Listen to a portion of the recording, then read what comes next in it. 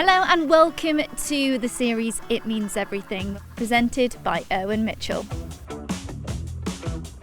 Now today we're up in North Yorkshire at Malton Norton Rugby Club, a club that inspires not only one Red Rose to love rugby, but two. Tatyana Hurd and Morwenna Talling both laced up their boots for the first time on these pitches. When I was 10 years old, I went down to Malton Norton because my brother was playing. Obviously, as it goes, you get a bit bored standing on the sidelines and got encouraged to join in with my age group, so joined that when I was 11, got brought down by my mum and my stepdad, and then it all went up from there. So I joined when I think it was like 12, so I was joined in under 13s. Just went down because my brothers played there. So my older brother was part of like the Colts and stuff. Quite a few of the girls from Rydale School also like came along with me, and kind of we were all there together. So it was kind of like this new sport that none of us had really done before. So it was really fun.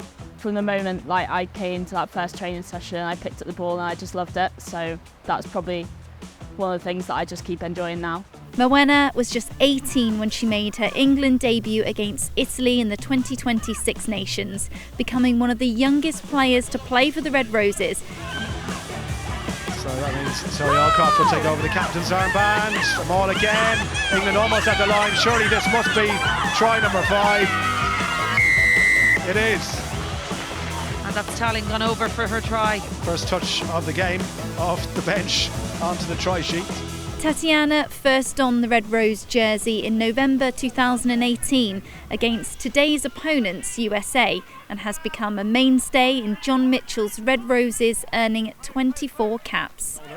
Big ball again for England. Aitchison, lovely pass on the outside channel. Tatyana Hurd into the corner. Tatyana Hurd gets England's second try. Today we'll meet some of the people who played a key part in Tatyana and Morwenna's rugby stories and find out more about one of the clubs that inspired their journeys. I think before I started playing, my brother was coached by Colin Alston, and he was a big influence on me. I think just encouraging me to get involved and always kind of giving me little tips and pointers when I did start playing, even though he wasn't my coach at the time. Definitely played a big role in my first couple of weeks or months at the club. I think because she was enthusiastic and easy to talk to, I think it was easy to give her tips and explain where she could improve. And she was so good with Ali. They would take a ball home and they would practice kicking, passing, tackling. You know, I mean, it was amazing that she would do that. How do you feel now when you see her out there in an England shirt representing the Red Roses all over the world? You must be so proud. Yeah, I mean, we are. I mean, as a club we're proud, but I am personally proud of her as well because she's fulfilling a potential, which is really good to see. And after all her injuries as well, she's done ever so well. She's always never worried about her injuries, she's never got upset, she's always bounced back, she's been fantastic. Every squad she goes into, I message her and congratulate her, you know, if it's the England squad or whichever. What kind of impact has their success, you know, like Moz, Tats and Rachel had on sort of the rest of the young girls here? Yes, it is. It showed a few weeks ago when Tat came down to do a session with all the junior girls. The girls travelled, some girls travelled from the northeast an hour and a half away to come down to meet Tat and to do the session. And it was really good, the enthusiasm for listening to her, and she was very good with them. She was encouraging them. I think it's a big inspiration for the girls, especially here at Malton, because we've grown and grown ever since. We didn't really have anything for them to go on to after that sort of section where they were playing mini rugby, and it was that started off the drive to get a girls section going. At the time, we really didn't know what a good girl was or how good she could be, and that's just been evidence in itself with her university going off and getting into the England squad. She was special, and it's easy to look back now and think, yes, she is special, but at the time she was just good. You know, and that's all at a small country club, being good is very useful. I think one person, probably like Ian Hepworth, did a lot with us kind of in the first few years, and really kind of grew the women's kind of game at Malton, and really pushed for kind of quite a lot of stuff within the club.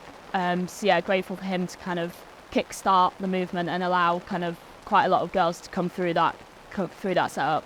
Ian, now you're someone that saw Moz from the very first time she came into this rugby club, and Absolutely, she's gone yeah. on to achieve incredible things. You must be so proud. Yeah, very much so, yeah. And it was one of those ones, she was sort of on my radar. She'd come and watch her little brother, and I'd kind of go, who's this girl, you know? And then we did the launch in 2014, November, and she turned up, and I was so pleased to see her there. And it was kind of, you know, you could clearly see that she was going to go places. You know, she's one of those players that when you're trying to coach someone and you explain it, it just went straight in. She was like a sponge, you know, anything technical, she'd just get it, and then she'd almost coach on behalf of you. She'd explain, you know, if the other girls didn't get it, she'd explain it to them, and you know, she was, you know, it was very clear that she was going to go far, you know, quite early on, really. It fills my heart with joy, really, just to see that she's got to that level, and she's doing so well with it. If I could say one thing to these girls here, you know, stick at it, because that could be you in 7-10 years, you know, because the pathway is so good that, you know, that there's always that potential. When I went up into, I think it was like under 15s, my mum helped coach, so that was quite cool, kind of having her there. It was a little bit weird, but yeah, I enjoyed it because it kind of made me want to work harder to make her proud as well. Janet was very keen, and she, you know, at the end of coaching sessions, she'd be like, you know, can I help? You know, what help do you need? And I was, you know, you kind of think, oh, you know, she's keen. And at that time, you know, she was one of the only mums of the girls that were playing that had actually played herself. We were doing things like coaching courses, but for women only. And so I pushed Janet towards, you know, that kind of thing, and she thrived with it. And you know, it came to a point where, with my different roles, I had to take a bit of a step back from Malton. And so Janet took over as the head of women and girls rugby, and you know, and took things on another level. She's as much a role model as Morwenna, really. You know, well, she's played in the past. She was captain of the women's team in the early noughties, I think. And so she's kind of got that authenticity with the players that, you know, that I perhaps didn't have. So and you know, it's just great to see that she's continued with that and stayed with her coaching. What is so special about this club? I think it's really the atmosphere and the general family feel that comes with it. We're very fortunate that we're living a part of the world where it is nice to live, it's a nice place to be, but we're also lucky that people commit and are part of the club, and that's what you try and instill into people as they go forward. So we're privileged to be where we are, I've no doubt about that. We're inclusive. You know, when we started off with the girls starting to come down and play, you know, it is a challenge for them. You know, there's a challenge in the changing facilities, there's a challenge in everything. And it's nice to see. I like to think we give anybody an opportunity, but we're very, very lucky to have what we have. I think it's just the community spirit. I travel all over Yorkshire. When you come back to Malton, it always feels like home, and I think that's what we try to put across right from the committee. We haven't gone down the standard directorship owner of a club. We've just kept it as volunteers run the community. All the committee come down and chip in. All the age grade committee come and down chip in, as you see. Myself, the age grade chairs somewhere around. Anton, who's actually vice chair's refereeing the game behind us. So we all chip in and we all feel it's part of the community in a roundabout kind of way. And to have so many people just come to our club from every town, from Pickering, 7 miles away, you've got Norton, which is the other side of the Derwent, you've got obviously us, Malton, this side you've got Kirby Moorside, you've got Helmsley, obviously where Morwenna's from, so, and Tat's from Kirby, so they all travelled here for one sole purpose, and that's rugby. Lottie, what does this club mean to you, and how did it kind of inspire you to start getting involved in rugby? It's meant everything, and obviously like how this is such an open club to letting girls play and everything, it's just really helped me want to pursue rugby in the future and everything. I started when it first evolved, and so that was about 8 years ago, and our numbers have just kept on growing, which has been amazing.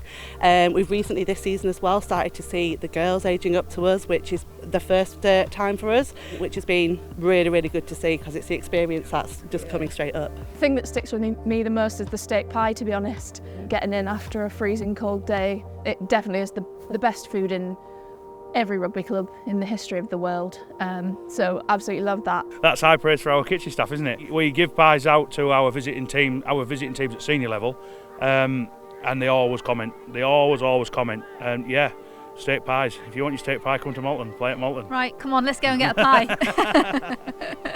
Now, I know you're the man that's got all the stats and you know all the history of this club. We're looking here at some of the black and white photos of maybe the very earliest photos. What can you tell me about these? I can tell you that they were set up back in 1953. We're Malton and Norton, and we actually played on a field near Castle Howard Estate. It was set up in the Green Man pub, the old Green Man pub in town. And it was played. We played one game. We lost it 12 points to nil. And then the following year, they decided to play their first away game, and they played in all white away at Beverley. And they decided it was too muddy to play rugby in all white, so they changed it to be the All Blacks. So we actually started out in an all black kit. Our first official kit was all black, and then we started adapting the red into the kit in the 70s, I think. The 70s. So we went to the red, white and black hoops of what we are now. Hi guys, just wanted to wish you massive good luck for the season ahead. Obviously I loved my time down at Malton and I hope you guys are all enjoying it so far as well. I know that the Malton Marvels, you're getting good numbers and really enjoying those fixtures you've had so far. And I really loved coming down and seeing all the young girls coming through as well when I was here last. And finally, just a massive good luck to the men's side as well. I spent so many Saturdays watching my brother play and the rest of the boys, so best of luck to everyone at the club. Hi guys, thanks for kind of all the support over the years. Really appreciate kind of you getting behind me and all the girls. Just want to say good luck for like the rest of the season and excited to see kind of the next generation come through Malton. This is a club that has consistently pushed for progression in its women and girls section, a legacy that Tatyana and Morwenna have helped create, as well as the people at the club who saw the potential in what could be achieved here. Despite facing challenges over the years, women and girls rugby has continued to be a priority and a key factor in their success, never letting the flame of that fire go out. For this club, creating a place where women and girls can play rugby and thrive really does mean everything. This is It Means Everything, presented by Irwin Mitchell. Malton!